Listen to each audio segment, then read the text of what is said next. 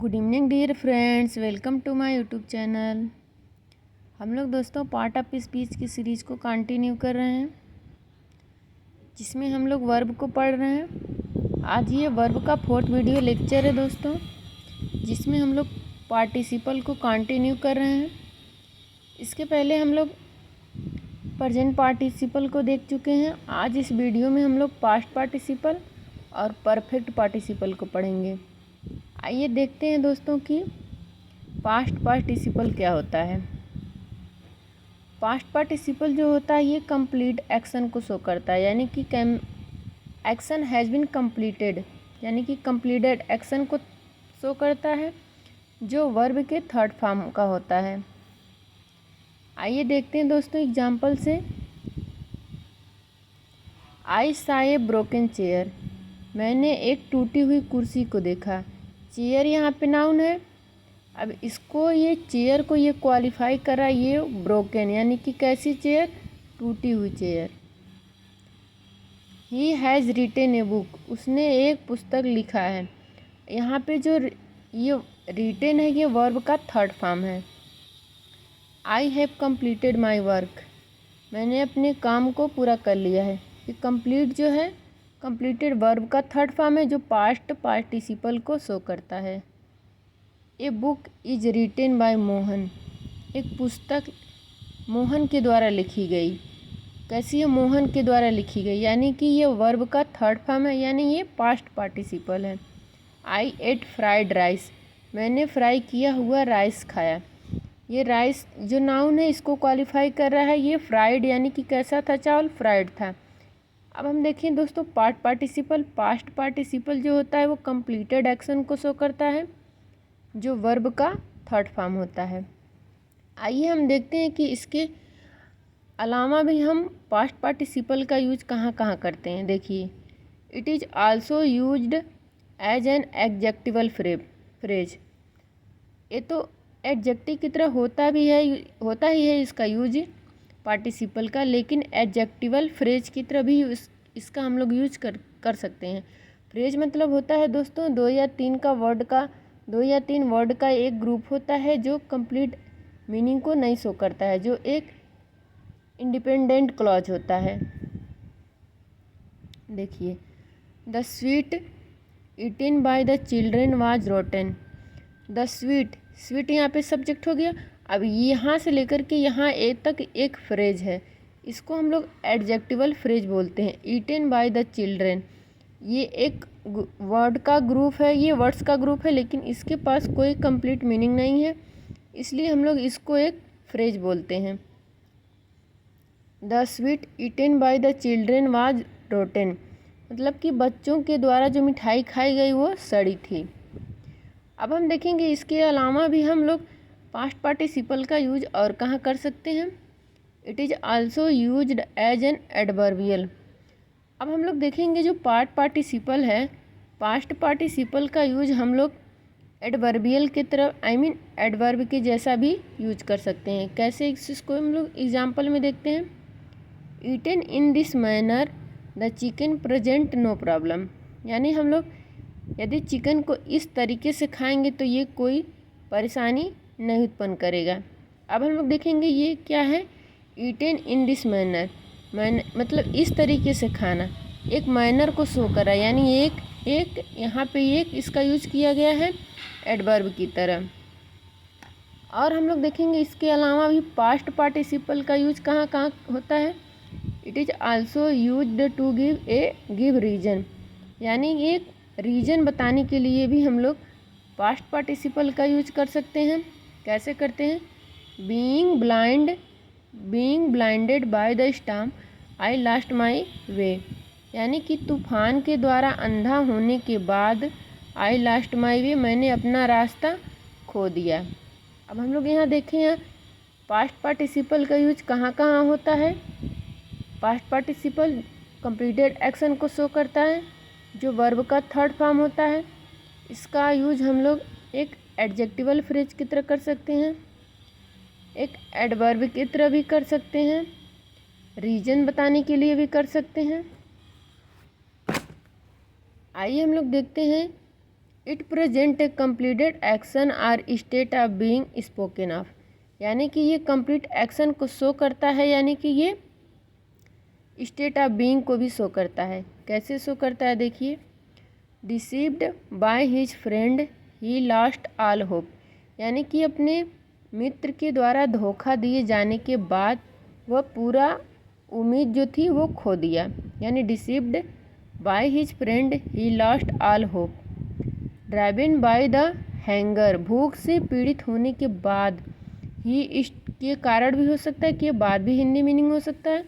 He stole A bread, उसने एक रोटी चुराई। Books red in the childhood seem like old friend, यानी पुस्तक बचपन में पढ़ी हुई पुस्तक, कैसी पुस्तक, बचपन में पढ़ी हुई पुस्तक, ऐसा प्रतीत होता है जैसे कि पुराने मित्र। यहाँ ये रीड का तीनों फॉर्म सेम स्पेलिंग होता है, बस इसका प्रोनाउंसिएशन अलग अलग होता है। रीड रेड रेड होता है, इसलिए हम लोग इसको यहाँ रेड पढ़ेंगे। Books red in childhood seem like old friend. इसके अलावा भी हम पास्ट पार्टिसिपल का प्रयोग कहाँ करेंगे, आइए और देखते हैं। Participle phrase work as an adjective, ये पार्टिसिपल जो फ्रेज होता है इसका यूज हम लोग एक एडजेक्टिव की तरह भी कर सकते हैं। कैसे करते हैं आइए देखिए। The girl taken to hospital has recovered, यानी लड़की जिसको हॉस्पिटल ले जाया गया था वो अब ठीक हो चुकी है। ये गर्ल जो है सब्जेक्ट है, जो नाउन है, और इसको ये मॉडिफाई कर रहा है। टेकन टू हॉस्पिटल, लड़की कैसी, जिसको हॉस्पिटल ले जाया गया, अब वो ठीक हो चुकी है। The fruit put in the basket was rotten, फल, कौन सा फल, बास्केट में रखा हुआ फल जो था वो सड़ा था। ये जो है एक एडजेक्टिवल फ्रेज है जो इस नाउन को क्वालिफाई कर रहा है। अब हम लोग दोस्तों प्रेजेंट पार्टिसिपल, पास्ट पार्टिसिपल को कंप्लीट कर चुके हैं। अब हम लोग यहाँ पे अब परफेक्ट पार्टिसिपल को देखेंगे। परफेक्ट पार्टिसिपल क्या होता है, हैविंग प्लस वर्ब का थर्ड फॉर्म होता है। Having plus been plus verb का थर्ड फॉर्म भी होता है। आइए देखते हैं।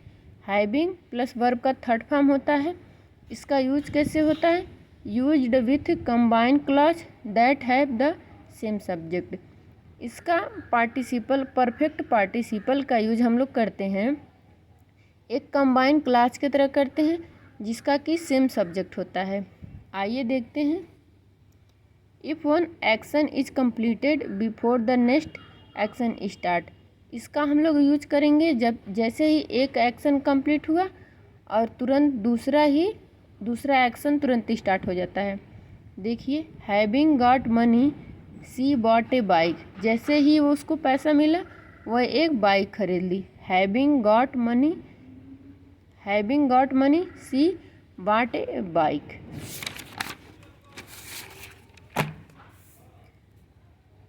अब हम ये देखेंगे, if one action has been going on for a period of time when another action start, मतलब कि अगर कोई कार्य बहुत समय से चल रहा है और उसी समय दूसरा एक्शन भी स्टार्ट हो जाता है। देखिए, having lived there for such a long time, मतलब वहाँ उस स्थान पे बहुत दिन से रहने के कारण या रहने के बाद, she did not want to move another place, वो दूसरे जगह जाना नहीं चाहती थी। Having lived there for such a long time she did not want to move another town. अब हम लोग देखेंगे next, it can be used for active and passive. अब हम लोग देखेंगे परफेक्ट पार्टिसिपल का यूज हम लोग एक्टिव पैसिव में भी करते हैं। कैसे करते हैं देखिए, having cooked he set the table, यानी खाना बनाने के बाद या खाना बनाते ही सेट द टेबल, वो टेबल पे लगा दिया। पैसिव आज में इसका कैसे यूज करेंगे देखिए, हैविंग बीन कुक्ड, खाना बनाने के बाद, द फूड लुक्ड डिलीशियस, खाना बनने के बाद जो खाना होता है बहुत वो स्वादिष्ट होता है। अब हम नेक्स्ट एग्जाम्पल देखेंगे, द सन हैविंग राइजन, यानी जैसे ही सूरज निकला या सूरज निकलने के बाद द फॉग डिसअपियर, यानी कि कोहरा गायब हो जाता है। Having failed in the first attempt ही मेड नो फर्दर अटेम्प्ट, यानी कि पहली प्रयास में फेल होने के बाद उसने फिर दोबारा प्रयास या कोई और प्रयास नहीं किया। नेक्स्ट एग्जाम्पल हम लोग देखेंगे। The king having been killed, राजा के मर जाने के बाद या राजा के मरते ही द आर्मी फ्लूड अवे, यानी कि जो आर्मी थी, सेना थी, वो भाग गई। अब हम लोग यहाँ देखेंगे दोस्तों, पार्टिसिपल को पूरा कंप्लीट कर चुके हैं। प्रेजेंट पार्टिसिपल को इसके पहले वाली वीडियो में देखे थे, जो वर्ब का आईएनजी फॉर्म होता है और एक एडजेक्टिव की तरह यूज होता है। उसके बाद हम लोग पास्ट पार्टिसिपल को देखे हैं। पास्ट पार्टिसिपल वर्ब का थर्ड फॉर्म होता है और एक वर्ब की तरह काम भी करता है और एडजेक्टिव की तरह यूज होता है। उसके बाद हम लोग परफेक्ट पार्टिसिपल को देखे हैं। परफेक्ट पार्टिसिपल का यूज एडजेक्टिव की तरह भी होता है और एक फ्रेज की तरह भी होता है। अब हम लोग यहाँ पार्टिसिपल को कंप्लीट कर चुके हैं दोस्तों। अगली वीडियो लेक्चर में हम लोग जिरंड को पढ़ेंगे। अगर वीडियो पसंद आए तो प्लीज़ लाइक करिए, चैनल को सब्सक्राइब करिए, दोस्तों में शेयर करिए और कमेंट भी करिए। थैंक यू दोस्तों।